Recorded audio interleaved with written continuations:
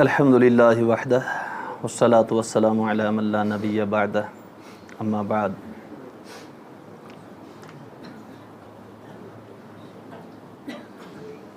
رمضان مبارک کا دوسرا عشرہ ختم ہونے کو ہے، پہلا عشرہ ختم ہونے کو ہے اور دوسرا عشرہ شروع ہونے والا ہے، جس کے متعلق اللہ کے رسول صلی اللہ علیہ وسلم نے ارشاد فرمایا اوسطہ مغفرۃ،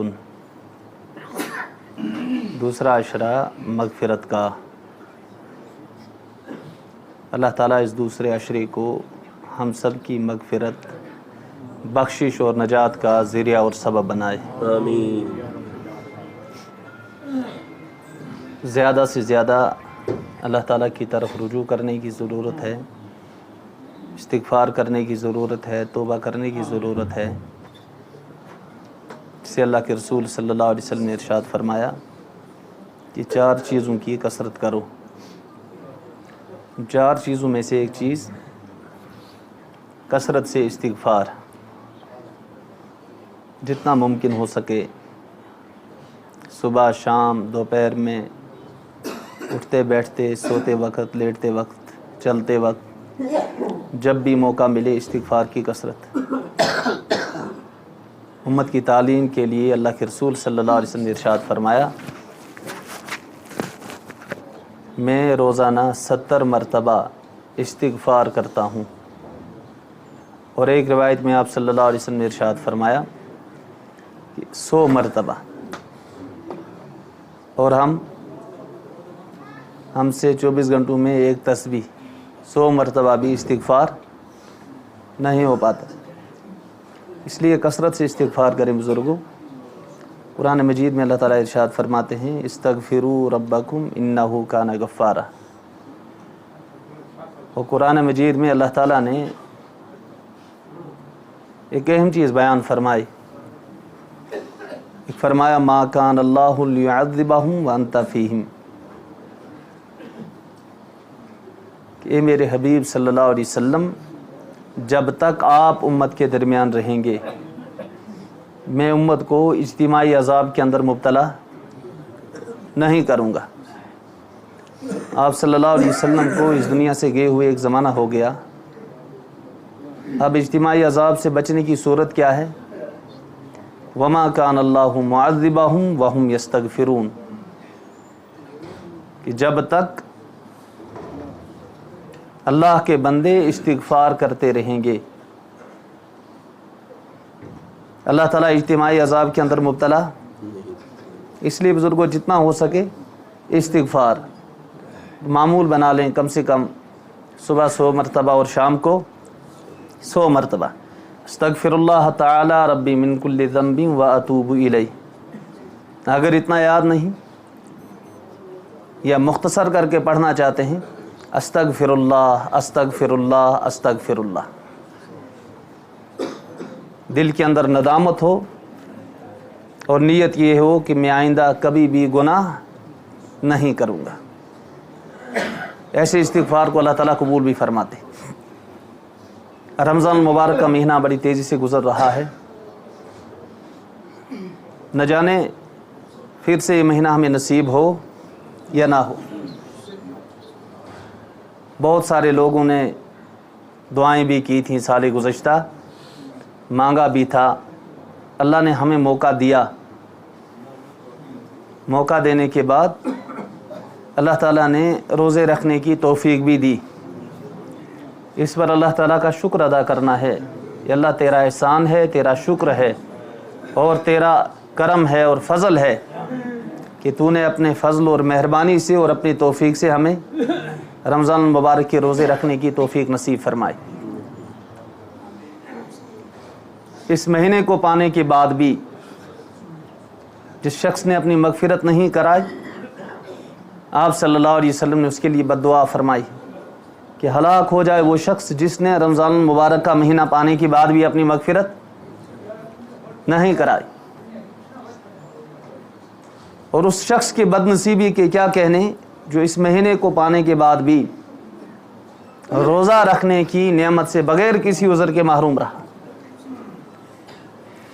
اسی لیے اللہ کے رسول صلی اللہ علیہ وسلم نے ارشاد فرمایا جس نے بغیر عذر کے رمضان مبارک کا روزہ توڑ دیا پھر چاہے ساری زندگی وہ روزہ رکھتا رہے رمضان مبارک کی برکتیں اس آدمی کو حاصل نہیں ہوں گی۔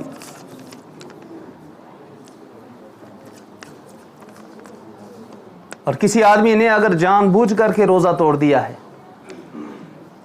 اب اس آدمی پر شرعاً قضا بھی ہے اور کفارہ بھی ہے کہ رمضان المبارک کا مہینہ گزرنے کے بعد ایک تو اس روزے کی قضا کے طور پر ایک روزہ رکھنا ہے اور کفارے کے طور پر ایک غلام کو آزاد کرنا ہے۔ اگر ایک غلام کو آزاد نہیں کر سکتا ہے تو ایک روزہ رکھنے کے بعد تسلسل کے ساتھ متواتر 60 روزے رکھنے ہیں، اور 60 روزے ایسے تسلسل کے ساتھ رکھنے ہیں نا، اگر 58 روزے تسلسل کے ساتھ رکھنے کے بعد 59واں روزہ نہیں رکھ سکا، اثر نو اب 60 روزے تسلسل کے ساتھ رکھنے ہیں۔ ہاں، عورت 60 روزے رکھنے کے دوران اگر اس کے مخصوص ماہواری کے ایام شروع ہو جائیں اسے شریعت نے رخصتی دے رکھی ہے کہ وہ ان ایام میں کفارے کے روزے نہ رکھے، پاک صاف ہونے کے بعد پھر سے ان روزوں کو رکھنا شروع کر دے گی۔ کسی آدمی کو اتنی بھی طاقت نہیں کہ 60 روزے رکھے، 60 مسکینوں کو دونوں وقت پیٹ بھر کر کے کھانا کھلانا۔ پہلی صورت کیا؟ ایک غلام کو آزاد کرے، ایک قضا کا روزہ رکھے۔ اور دوسری صورت کیا ہے؟ اگر یہ طاقت نہیں ہے تسلسل کے ساتھ 60 روزے رکھے۔ اگر کمزوری کی وجہ سے اتنا بھی ممکن نہ ہو سکے تو 60 مسکینوں کو 2 وقت کھانا کھلانا یہ ضروری ہے، یا 60 مسکینوں کو ایک ایک فطرے کی قیمت دے۔